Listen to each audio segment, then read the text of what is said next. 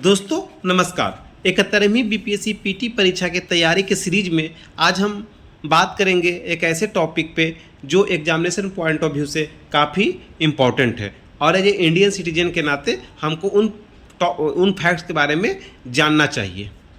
तो आज हम बात करते हैं ऐसे एक इम्पॉर्टेंट टॉपिक के बारे में जो हमारे एग्जामिनेशन पॉइंट ऑफ व्यू से काफ़ी महत्वपूर्ण है और वो टॉपिक जो है वो गवर्नर से रिलेटेड है। बचपन से ही हम लोग राज्यपाल और गवर्नर के जैसे शब्दों से काफ़ी परिचित हैं।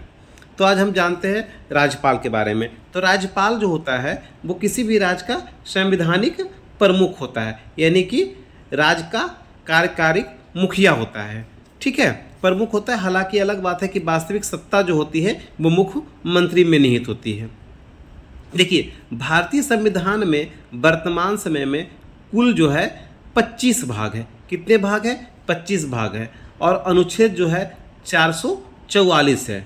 ठीक है, तो उस 25 भाग के छठवें भाग में, यानी छठा जो भाग है उसमें राज्यपाल का वर्णन किया गया है और जो अनुच्छेद है वो 153 से 167 के बीच में राज्य के कार्यपालिका के बारे में बताया गया है। अब हम जानेंगे राज्य की कार्यपालिका में कौन कौन होते हैं, राज्य कार्यपालिका के अंग कौन कौन होते हैं। देखिए, राज्य की कार्यपालिका के जो अंग होते हैं वो राज्यपाल होते हैं, मुख्यमंत्री होते हैं, मंत्रिपरिषद होती है और राज्य के महाधिवक्ता होते हैं, यानी एडवोकेट जनरल होते हैं। तो आज हम बात करेंगे राज्यपाल के बारे में। देखिए, अनुच्छेद 153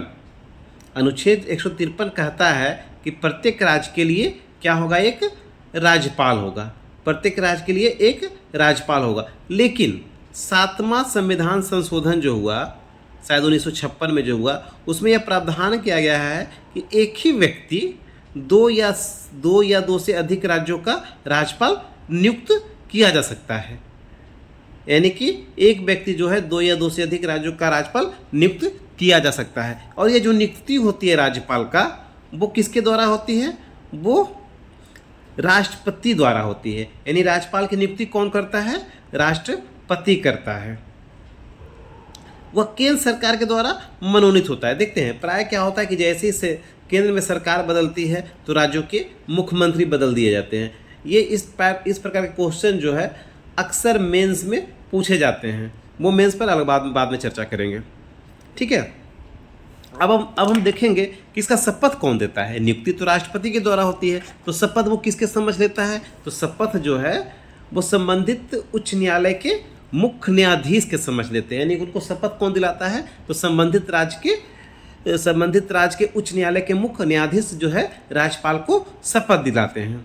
ठीक है, आगे हम देखते हैं कि आखिर कोई व्यक्ति अगर काम कर रहा है तो उसको कुछ तो वेतन मिलता होगा। तो वेतन क्या होता है इनका?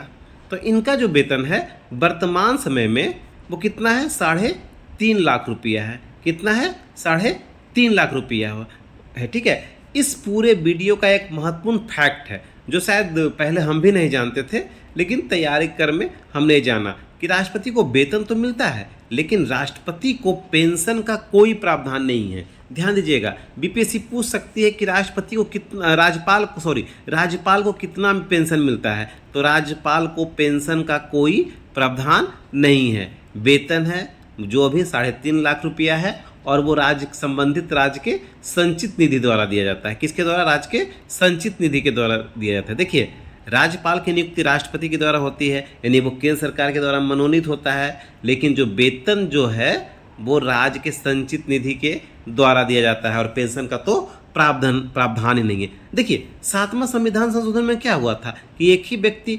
दो से अधिक राज्यों का राज्यपाल नियुक्त किया जा सकता है। तो उसका वेतन कैसे निर्धारण होगा? अगर एक व्यक्ति दो जगह काम करेगा, तीन जगह काम करेगा, तो उसका वेतन कैसे निर्धारण होगा? तो उसका वेतन का निर्धारण का जो मानक जो है वो राष्ट्रपति तय करेंगे। राष्ट्रपति जो निर्धारण करेंगे उनको वो वेतन दिया जाएगा। ठीक है, देखिए इनके इंपॉर्टेंट फैक्ट के बारे में हम सिर्फ जानेंगे क्योंकि राज्यपाल एक बहुत बड़ा टॉपिक्स है। इस पर एक लंबी वीडियो बनाई जा सकती है। तो इसके महत्वपूर्ण फैक्ट क्या होते हैं जो अक्सर एग्जाम में पूछते हैं और हम लोग गलती कर देते हैं। जैसे राज्य लोक सेवा आयोग, हम लोग बीपीएससी की तैयारी करते हैं तो बीपीएससी भी क्या है? एक राज्य का लोक सेवा आयोग है। तो इसके अध्यक्ष की जो नियुक्ति होती है और उसके सदस्यों को कहते हैं कि एक नए सदस्य आए हैं, एक नए मेंबर आए हैं बीपीएससी में, तो इसके जो अध्यक्ष होते हैं और उसके जो मेंबर्स होते हैं, जो सदस्य होते हैं, उनकी नियुक्ति जो है वो राज्यपाल के द्वारा होती है।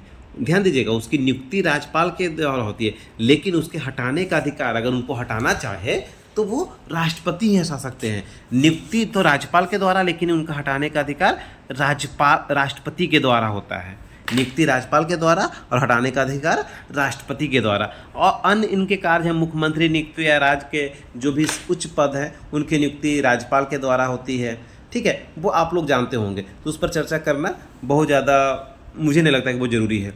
हाँ देखिए, अगर राज्यपाल की मृत्यु हो जाती है, यानी उनके साथ आकस्मिक कुछ घटना घट जाती है और वो मतलब उनका निर्धन हो जाता है, तो ऐसी स्थिति में राज्य का राज्यपाल का कार्यभार कौन संभालेगा?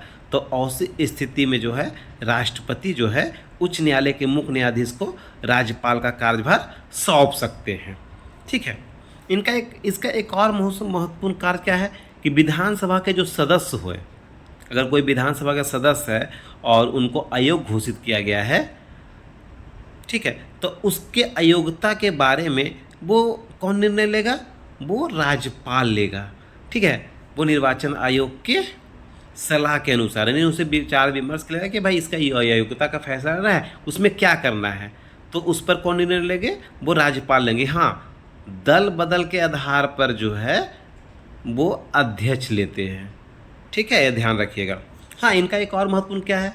अध्यादेश, ऑर्डिनेंस जो है वो अनुच्छेद 213 के तहत राज्यपाल द्वारा लाए जाते हैं। ठीक है, और वो 6 सप्ताह यानी कि 42 दिन तक इसकी वैलिडिटी होती है। अगर इस समय संबंधित राज्य के विधानमंडल द्वारा उस ऑर्डिनेंस को पास करा दिया जाता है तो ठीक है, नहीं तो 42 दिन के बाद ये स्वतः समाप्त हो जाते हैं।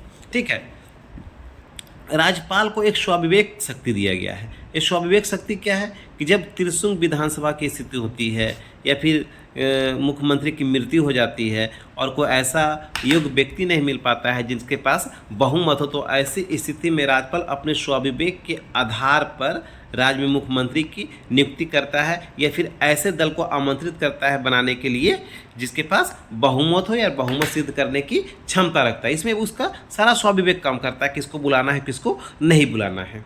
अनुच्छेद 163 स्वाविवेक की शक्ति किसमें? विवेकाधिकार अनुच्छेद 163 में है। ठीक है, और उसी में मुख्यमंत्री की नियुक्ति का भी प्रावधान है कि राज्यपाल जो है मुख्यमंत्री की नियुक्ति करेगा और मुख्यमंत्री के सलाह पे अन्य मंत्री की वो नियुक्ति करेगा।